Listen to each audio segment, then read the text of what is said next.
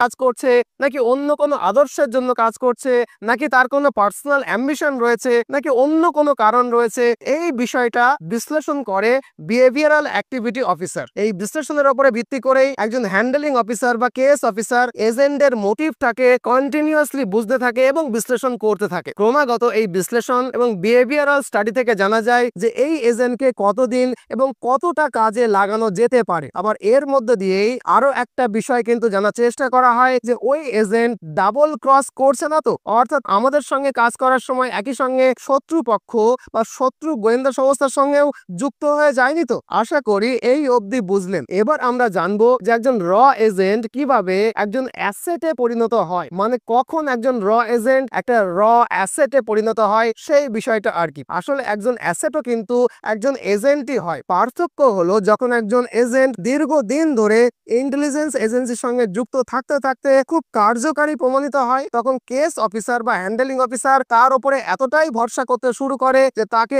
আরো অনেক উন্নত ধরনের ট্রেনিং দেয়। এই প্রশিক্ষণের সময় এজেন্টকে বিশেষভাবে তৈরি করা হয় যাতে যে কোনো কঠিন অপারেশনের লম্বা সময়ের জন্য তাকে কাজে লাগানো যেতে পারে। যখন কোনো একজন এজেন্ট এই স্তরে পৌঁছে যায় তখন তাকে বলা হয় অ্যাসেট। তবে এজেন্ট অ্যাসেট হবে কিনা সেটা পুরোপুরি কেস অফিসার বা হ্যান্ডেলিং অফিসারের সিদ্ধান্তের উপরে নির্ভর করে। বিষয়টা ওই ব্যক্তির এনগেজমেন্ট এবং বিশ্বাসের উপরে নির্ভর করে। আশা করি অ্যাসেট কাকে বলে এটা আপনাদেরকে বোঝাতে পারলাম। এই অ্যাসেট নামটা একটু মনে রাখুন, কারণ বাংলাদেশের বিষয়ে আলোচনা করার সময় কিন্তু বারবার এই অ্যাসেট শব্দটা ঘুরে ফিরে আসবে। যাই হোক, আমি শুরুতেই বলেছিলাম যে জয়েন্ট সেক্রেটারি অধীনে দুই ধরনের অফিসার কাজ করে। প্রথম ধরনের অফিসার হলো কেএস অফিসার, যার কাজ হলো এজেন্ট এবং অ্যাসেটকে পরিচালনা করা। আর দ্বিতীয় ধরনের অফিসার যার কথা এখন বলবো সেই অফিসার হলো বিশ্লেষক বা অ্যানালিস্ট। এই বিশ্লেষকরা বেশিরভাগ ক্ষেত্রেই ডেস্কের পেছনে কাজ করেন, মানে গ্রাউন্ড থেকে আসা তথ্য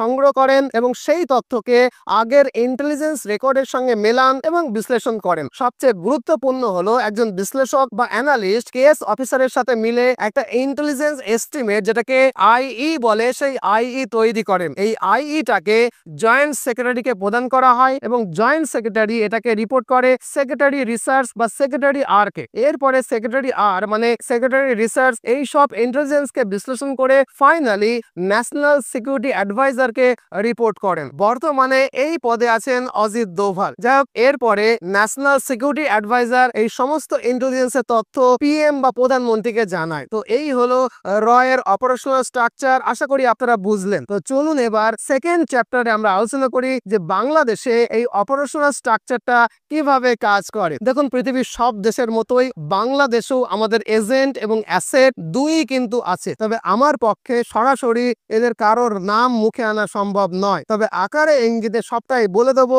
এই কথাটা কিন্তু দিচ্ছি। এই ধরুন, বাংলাদেশে এমন অ্যাসেট আছেন যাদেরকে আপাত দৃষ্টিতে বিশ্বাস করা কঠিন যে ইনি একজন অ্যাসেট, কারণ একজন অ্যাসেটকে লম্বা সময় ধরে গড়ে তোলা হয় যাতে করে যে কোনো লং টার্মে আপাত ডেঞ্জারাস সিচুয়েশনে এরা কাজে আসে। আর এই অ্যাসেটদেরকে এমন ভাবে ক্যাটেগরাইজ করা হয় যাতে গভর্নমেন্ট এ থাকলেও আমাদের কন্ট্রোলে থাকে, আবার যদি গভর্নমেন্ট এ উল্টে গিয়ে গভর্নমেন্ট বি আসে তখনও যেন সেই গভর্নমেন্ট আমাদেরই কন্ট্রোলে থাকে। মানে একটা খেলায় টিম এ এবং টিম বি দুই জায়গাতেই আমাদের খেলোয়াড় থাকবে। ব্যাপারটা আশা করি বোঝাতে পারলাম। যেমন যে সময়ে শেখ হাসিনা সরকার খুব স্মুথলি বাংলাদেশে চলছিল, তখনও কিন্তু আমরা প্ল্যান করে রেখেছিলাম যে যখন হাসিনা সরকারের পতন হবে তখন কে কে ফ্রন্ট রোতে বা সামনের সারিতে আসতে পারে, কার কার ক্ষমতায় আসার সম্ভাবনা কতটা। আর এর সবটাই কিন্তু ভেবে রাখা হয়েছিল, প্ল্যান করে রাখা হয়েছিল। যেমন নিন্দুকেরা বলে যে বাংলাদেশে